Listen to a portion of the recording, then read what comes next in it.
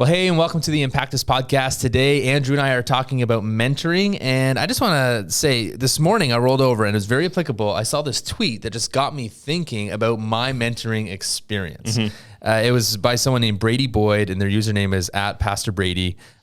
They said, "We have an entire generation of preachers who have been discipled from stages and not sages. They're chasing what they've seen and not what they need."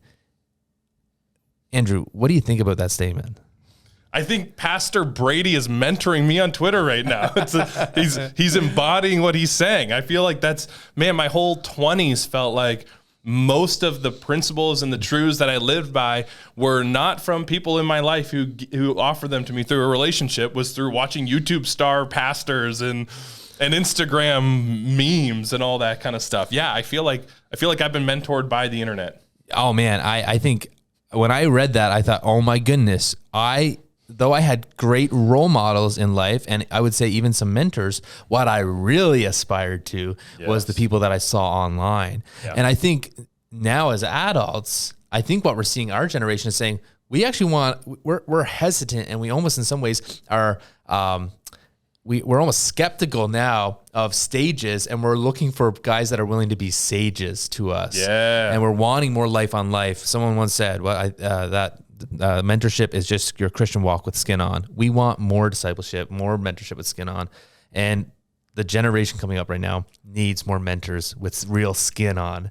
And I don't know about you, but I've seen a lot of teenagers right now that are being mentored by social media. So don't listen to us. Go find a mentor. Go find a mentor. Exactly. Ignore the rest of this podcast and go find a mentor. In all seriousness, check out this podcast. We believe it's going to be encouraging to you, whether you're looking for a mentor or you are a mentor. We hope it's helpful to you. Let's jump right in. Hey guys, so excited to jump into this conversation. Again, we got Andrew here. Thanks for coming in. It's good to be here. Andrew, today we're talking about mentorship.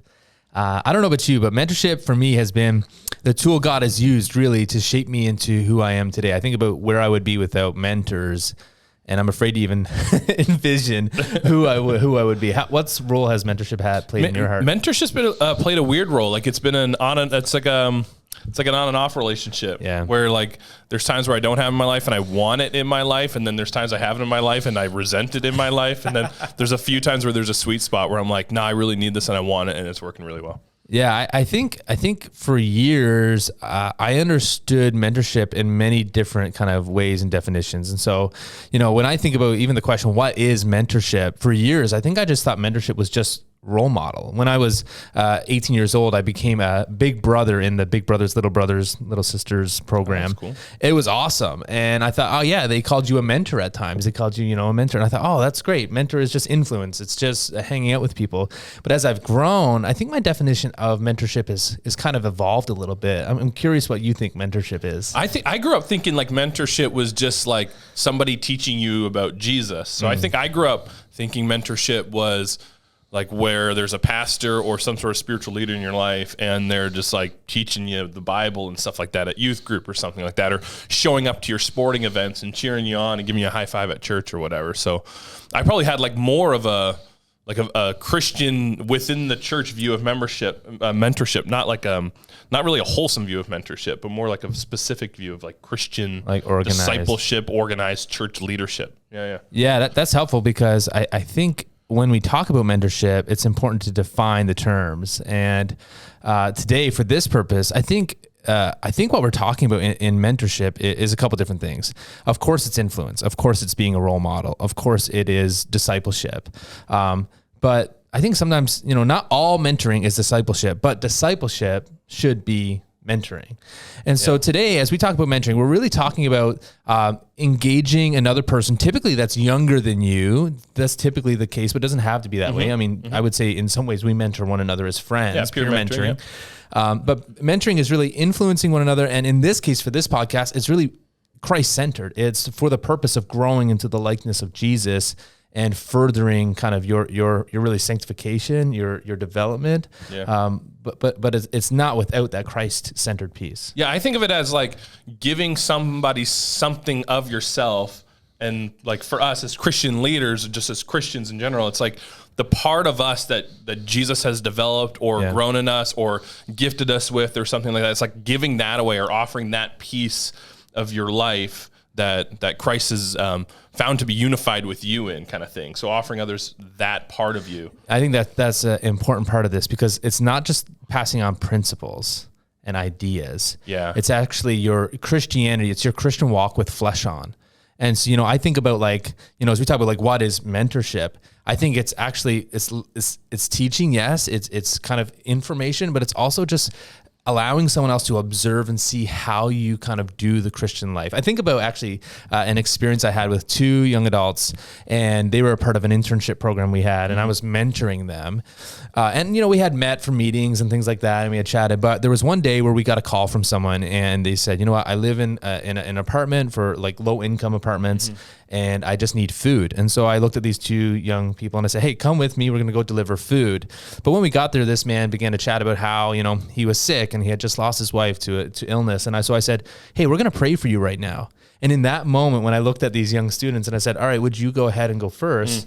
They got to see kind of some like there was like mentorship happening there that was kind of outside of the realm of what I typically thought was mentorship. It wasn't content delivery in that moment, right? It was like, we're doing the thing, right? This is the walk and you're walking with me kind of thing, right? Yeah. I think if you ask them over that summer, that mentorship period, to them, that stuck out as a moment where they watched my faith in action as we prayed for this stranger. And to be honest, I was a little nervous, but being obedient in that moment, they ended up kind of having a huge takeaway. And so I think when we talk about the definition of mentorship, it's not just information. It's welcoming someone into your life where they get to see you kind of how you do family, how you kind of get to see how you manage your finances and as much as you can in those areas. And so that's kind of some thoughts that come to mind when I think about mentorship. It's information 100%, but it's also kind of, I don't know the right word to put there, but it's also invitation into kind of who you are and how you walk with Christ. Because you have so much more to offer people than content or like John Maxwell one-liners. You know what I mean? Like there's the guys who like you hang out with and they've always got like 7 John Maxwell one-liners. You're like, okay, cool, just for the record, we love John Maxwell. We do. Like it's John great. Maxwell. No, it's great. Like that's we need that. But mentorship isn't that. Some guys feel totally ill-equipped to mentor because they're not theologically trained, right? I had somebody asked me the other day, they said, hey, should I go to seminary to be theologically trained so that like people trust when I tell them about the Bible? And I'm looking at them going, I want you to tell me what you're experiencing of Jesus. Like I actually am listening to. He's an older guy who I respect and I honor and I learn from. He's mentoring me. He doesn't need a seminary degree for that, but we still in the church, we sometimes think like mentorship is content based. Yeah. And it's only a little bit content based. And the content is only useful if it's life on life stuff anyway. Like what we're trying to do is we want to follow Jesus, and it's a life experience. It's a walk kind of thing. It's not just a cerebral exercise, right? It's not just like a believing certain things the right way, right? Totally. And I think that's where like, I don't know where I heard this. It could have been anywhere, but I remember in like a youth DVD when I was a youth, I remember watching a DVD of someone where they talked about how like disciples would follow their rabbis and be covered in the dust of their rabbi. It's like they walked so closely to their life that they actually would be covered in the dust that they would kick up from their sandals. Or if they had like a limp, their disciples would actually take on the same limp of their rabbis. And I think that picture captures it very clearly as to kind of what discipleship and mentorship can and look like. That's where the transformation happens. It's not just like sitting in rows and listening as much as it is kind of sitting together and conversating about these things. And so for me, mentorship, I think for a long time just felt like if I just hung out with a guy for a day and we just asked about his life, and those are important things. I think sometimes I just thought, I'm mentoring him, but I think I actually missed an element too of maybe I needed more content. Like, okay, we're just kicking the soccer ball, and don't get me wrong, those are holy things. Like, nah, soccer's not. Okay, maybe basketball. Yeah, I wasn't much of a soccer player, but yeah, I think I could have used more content. I think I could have had Christ at the center. As I think about my mentoring relationships, I could have actually cracked the Bible more. Yeah. Because I think sometimes we just got talking about life in general and then left feeling like, what are we actually meeting here for? Did I offer him anything? Yeah, did I offer him anything meaningful? Other than my sinfulness and my flesh and my ideas. Dumb commentary. Yeah, exactly. Bad ideas. And so when we talk about mentoring today, that's kind of what we're talking about. It's information, but it's also invitation. And so you get to actually communicate something intentionally, but also you're kind of inviting them into the life that you kind of have. And so I would love to talk today about a little bit, Andrew, maybe sharing a little bit. Why do you think mentorship is important? I mean, why do we encourage men to have mentors? Should men have mentors even in their older age? And why do we encourage them to be mentors? Yeah. This is, I think, something we've gotten wrong, at least in the recent history of the Western Church, where we think things are taught more than they're caught. But the reality is that culture and beliefs and values are actually caught more than they're taught, right? So you pick them up by, like, these guys who went with Jordan and Jordan made them pray for the stranger. Like, they'll never forget that. Yeah. And they'll feel comfortable doing that in a unique and new way in the future. But you could have spent probably like 9 youth group gatherings teaching on prayer. Yeah. And they may not have ever gotten to the point where they would have felt comfortable praying with somebody or doing something like that. But now they've actually seen what it looks like. They've learned what it looks like. They've experienced it and they've caught it. And so, yeah, when it comes to the walking with Jesus and discipleship is not just something that we think. It is actually a life that we live, right? Totally. So it's so essential because, lifestyles and values and culture that influences the way we live is caught through community and through people and through relationships, more than it's just taught from a kind of a notebook, Yeah, and that's why I think it's so important to have a mentor, because you can observe and see how they do. I mean, we can all be taught, and books are helpful. Believe me, we rely on those things. We believe in those things. But the value that comes from actually doing the life on life piece is so valuable. Like I think about some of my most greatest mentoring experiences. It's when I observed someone just truly living in a way that was so compelling and like Jesus that I thought, I'm going to go home and be different because of what I've observed and what I've been a part of. Yeah.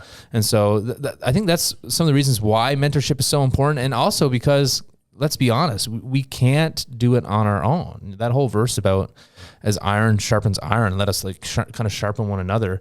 We by ourselves grow dull. We by ourselves get complacent. And I don't know, man, when I think about where I would be without men that have just kind of stepped into my story and said, I want to help you. I want to help you grow.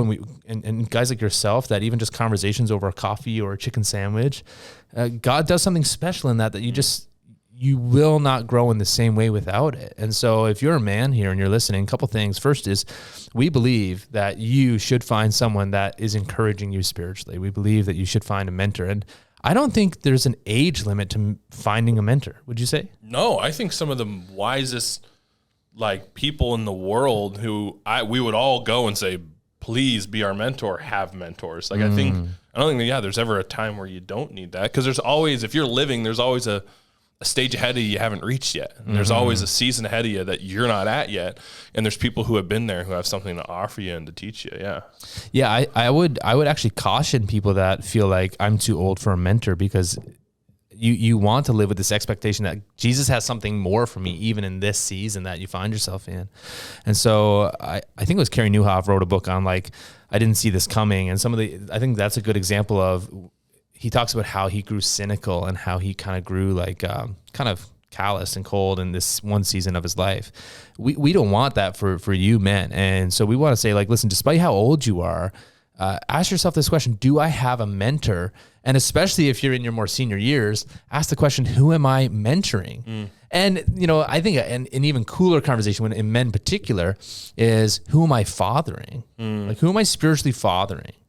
Who am I actually discipling?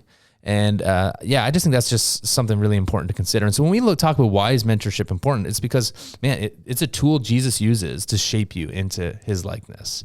And mentorship is important because we often can't see around corners, and people's wisdom is so valuable. I don't know about you and your experience, but have you ever been saved a lot of grief because someone maybe older than you, just kind of said, okay, Andrew, in this situation, this is typically how things go down the road?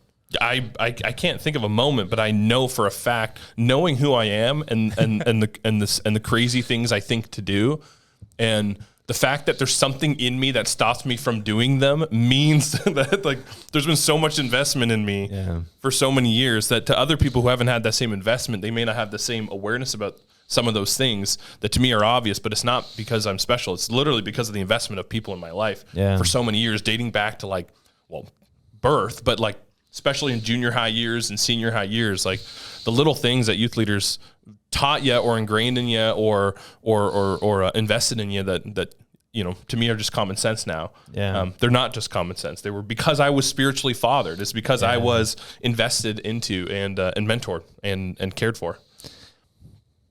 On that fathering note, like the negative impact of fatherlessness in our culture, in our communities, particularly in the West that we're seeing today, and all of the problems that kind of come out of that, it's so obvious to us. And in the church, we're talking about this all the time. We're talking about one of the primary reasons why we're seeing some of the stuff we're seeing in culture, and you know, in society is because of fatherlessness in the homes and particularly in our churches. And so, fathering, we understand the principle of fathering and the necessity and the health that comes with good, healthy, responsible fathering. Well, what mentoring is it's fathering, particularly men doing mentoring. It's fathering. I was talking to someone the other day about their youth ministry, and they're using the language of spiritually fathering students, which when I was growing up, I didn't use that language because I didn't grow up in certain, you know, some charismatic circles that I knew from afar use that language, but we didn't really use that language. But now I'm understanding it in a brand new way, thinking that's exactly what I'm doing with the youth. I am just being a spiritual father to these students. Some of them have great fathers. Some of them don't have a father around, and they absolutely need it because we know the benefits of fatherhood. And that's not to say like, you know, spiritual fathering is not just for people with poor fathers. We need more spiritual fathers across the board. Yeah, you know? Everyone could use more. Right? I heard a stat one time, man, I wish I knew it off the top of my head, but I'm terrible with remembering these types of things. But like the likelihood of a teenager, here it is. The likelihood of a teenager to go on and have a faith and kind of stay connected to their local church and all those kind of measures of like spiritual thriving in university. So all of those are mostly impacted whether they had a mentor, whether they had one adult other than their parents that were interested and engaged in their life. That is one of the key indicators of someone following Jesus after high school. And this is not about youth in particular, but what we're saying here is the value of having someone that's fathering. And we're talking to men today. And so the value of spiritual fathers cannot be undervalued. Like it's just, or overvalued. It is the value that you can provide a young man in your church that is going through things that maybe you went through, or maybe perhaps you are still wrestling with, but you have the vulnerability to be courageous and talk about, man, it's unmeasured. And so if you're listening to this today and you don't have a mentor, and maybe you have no interest in a mentor, I just want to say don't sell yourself short. God actually wants to use someone else to sharpen and equip you to be the man that God is calling you to be. And so today I'd like to get practical and talk about some of the keys to kind of having a good mentorship experience. And so maybe we'll talk about being a good mentor, and then we'll talk about being a good mentee. Manatee? I don't know. Okay. So we're going to talk about being a mentor and then a manatee. A mentee. Okay, let's jump right in.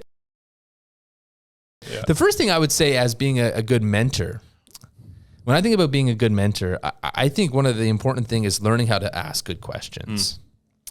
My life, legitimately, and my marriage was transformed by going on a walk with a gentleman named Dave, and you know who you are. Hey, Dave. We went on a walk, and he asked me a question that just cut through all the noise and got to the heart of an issue I was facing. And that changed my life and changed, I believe, a huge part of my marriage. Have you ever had a question that just kind of like challenged you in that way?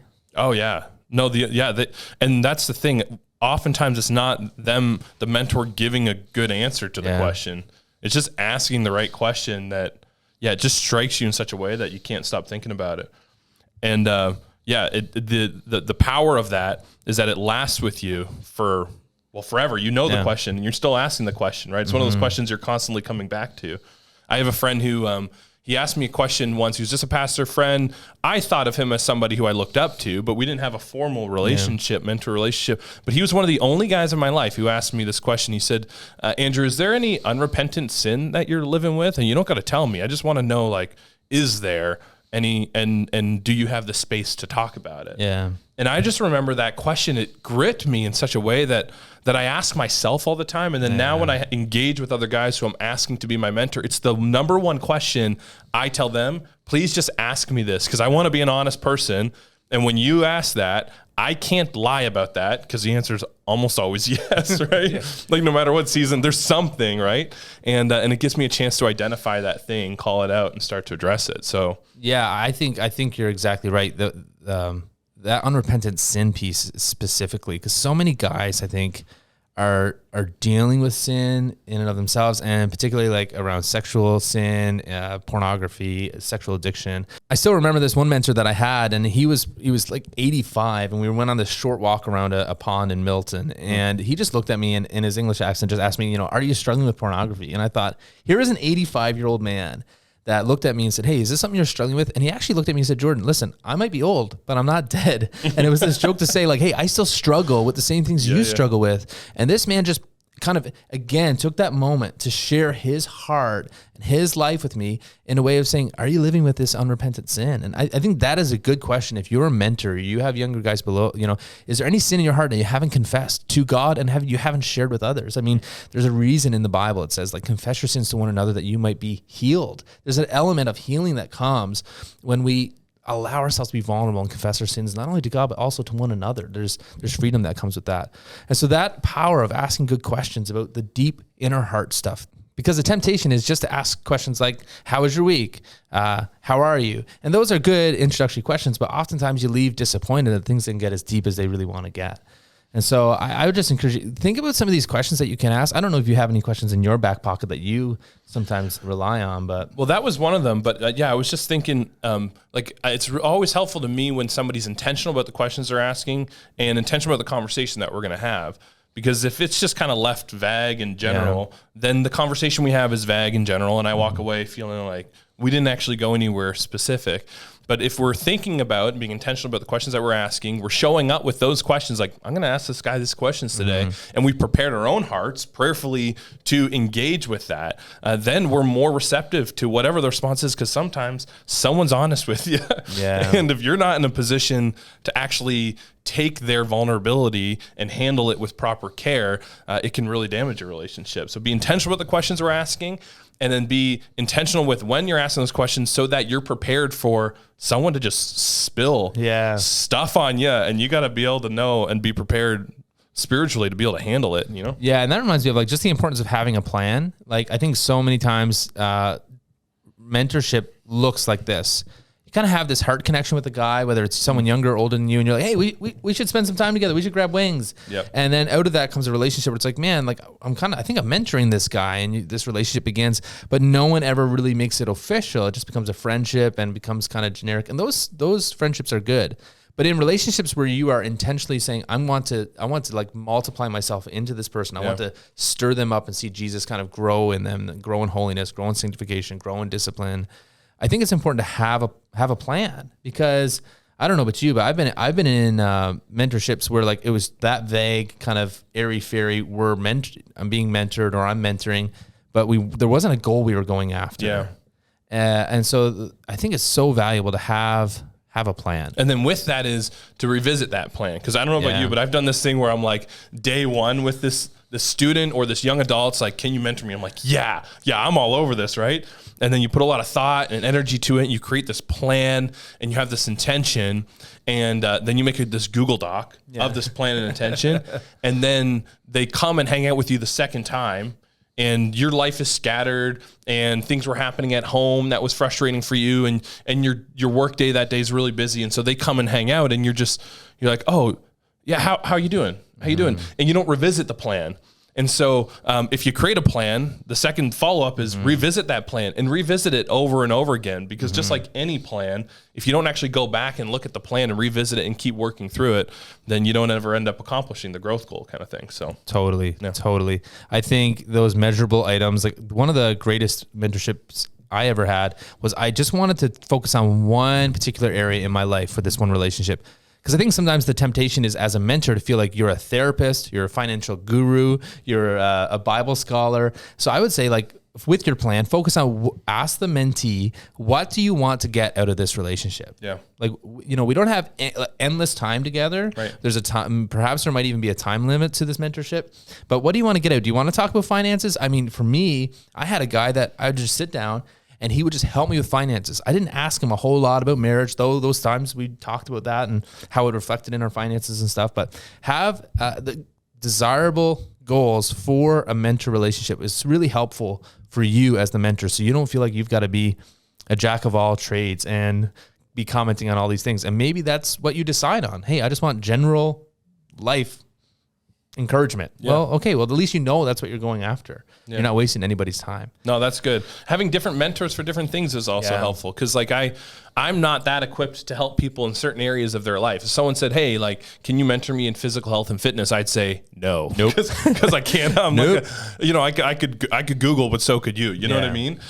So you can have different mentors for different parts of your life. I remember somebody gave me the principle about having like a board of directors for your life. And sometimes like the guy who's great with finances is terrible with his marriage. And so I'm not looking for marriage advice from him, but I am looking for financial wisdom from him. And sometimes the health guru who's like in great shape and really knows his stuff and can really help you and really push you in that area. Well, sometimes he's not that close to Jesus, right? Yeah.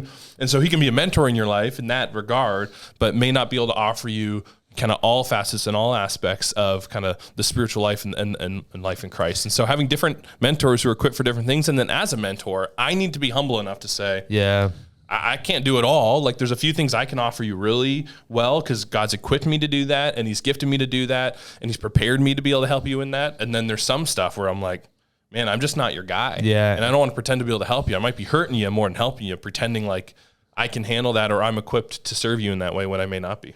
Yeah, and I think saying that in a mentor relationship is so important. I'm thinking about one moment in particular where someone asked me a question about something and I said, you know what? I'm not the guy to help you with that. And not because I have my own struggles in that way. It's like, I just don't know. I don't know about this, but I can refer you to this person or to that person within our community that might be a better fit. And that takes the pressure off you. Mm-hmm, like, I think that's a barrier a lot of times for men in mentorship because they feel like, I don't know a lot about the Bible, or I don't know a lot about Old Testament or whatever the case may be. What if they ask me a question about this? Well, what do you know? And how has God gifted you? And how can you pass that on to another person? Maybe you're great at finances and a godly stewarding what God has given you.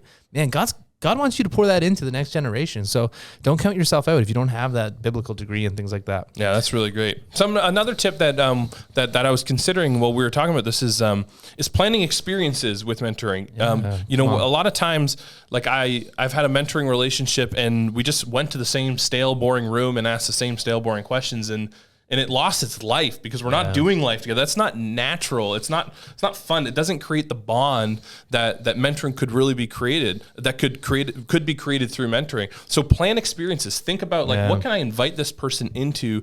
I have somebody who I'm mentoring right now and I just invited them into my workday and particularly to help learn camera stuff and tech stuff. It's a young person who, like every young person, likes playing around with tech stuff. And instead of just me going, hey, come and sit with me for an hour and let me ask you the same questions about Jesus and how your walk with Jesus is going. He's a 12-year-old boy. I'm like, no, why don't we do something together and have an experience together? So we're working on camera stuff and he's learning how to do video stuff and so he's getting this practical skill. He's having fun experiences, learning something. We're walking up and down the street. We're going to parks to shoot videos and stuff like that. And mentoring happens on the fly through these experiences. It's a lot more life on life. Totally. Keeping in mind, there's a goal in mind. And let's be honest, it's not that simple to say, like, every relationship is not going to be like, here's our plan on a sheet of paper and we must follow a point and we have to get you to this point. There's relationships just like that I would say are mentoring, but it changes your mind when you're like, okay, I want to get this guy to this point, or I want to help this person get here. For me, mentoring happens the best when we're driving. I mentor other men when we're driving. For some reason, I think men just hate looking in each other's eyes. So if we're both looking the same way, it's much easier. I like to buy and sell vintage furniture. And so often that means, like, on the weekends, I have to drive, to Barrie or just a couple hours north or south, east or west. And I have this guy that I just call. Like, I have a couple guys that I'll like, hey, what are you doing on Saturday? And they know when we get in the van and we rent it from Home Depot, we have life chats. And those are moments where it's like, okay, I know he's heading off to university. I want to instill these values into him. And in some ways, he's looking for that as well. And so I think those are some helpful tips. We talked about build experiences instead of just kind of like moments where you just kind of sit down in the same room. We talked about having a plan, which I think is important. And also just admitting you don't know everything and knowing what you're talking about. Those are 3 good things. And also just ask good questions. Those 4 things are great tips for you. I'd love to touch on being a good mentee, because let's be honest, you and I probably have had people that have said, can we meet? Can we get together? And there's been maybe some stressors or some friction in there in the sense that it's not working out to the way we imagined. Any tips you would think of for being a good mentee? I tell most mentees this, the people who I'm mentoring, I say, hey, look, I don't mean this arrogantly. My time, if I am your mentor and you're asking me for mentorship, I need you to see my time as more valuable than your time, which means that if you're coming to me asking me for mentorship, then you're going to value that space and that time as much, if not more, than I am, which means that you're taking initiative on setting it up, and you're the one you're not the one who's flaky. If you're a mentee and you're flaky, I give my guys 2 strikes. They get 1 strike if it's a last minute thing. If it's like in advance, they say, hey, that's not going to work that day. I have to change that up. Something came up. Then that's okay. If they keep doing that, it gets frustrating, right? But if that happens here and there, that's fine. But if it's like the day of or the morning of, and I'm there and I'm ready and I'm waiting for you, and I get a last minute kind of, I slept through my alarm or this thing came up, I give my guys 2 strikes. And I tell them right off the bat, I set the expectation. I say, look, I'm going to commit this time and I'm going to be there. It's an hour of my day. It's 2 hours of my day.